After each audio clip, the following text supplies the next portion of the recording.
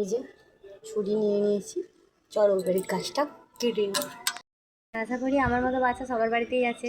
বাচ্চারা যদি শাক না খেতে চায়, চলো আজকে একটা বাচ্চাদের শাক খাওয়ার রেসিপি তৈরি করবো। ও তো আশা করি এই গাছটা সবার বাড়িতেই আছে, কুমড়ো গাছ যাকে বলে।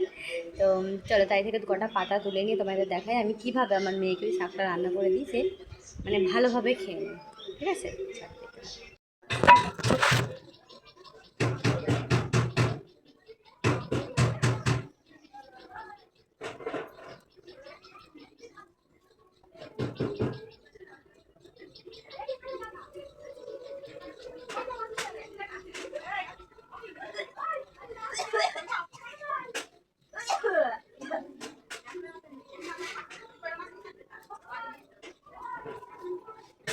হচ্ছে পাতাটা সবাই কম বেশি চেনো, কুমড়ো পাতা। এটা দিয়ে একটা নতুন রেসিপি করবো।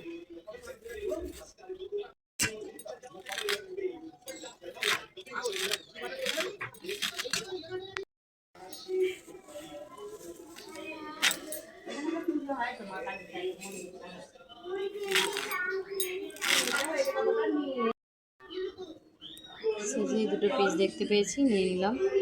লাল নোটিটাকে সবাই হয়তো চেনে।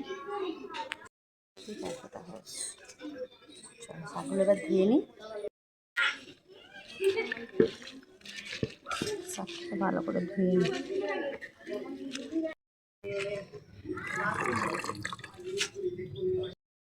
কি হচ্ছে এখানে? বলছিলাম যে এইটা খাটতে দাও না, খাটতে দিতে হবে আমাকে এইখানে উপরে।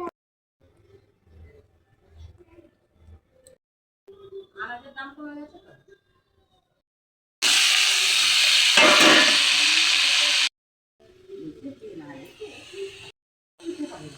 চিনি,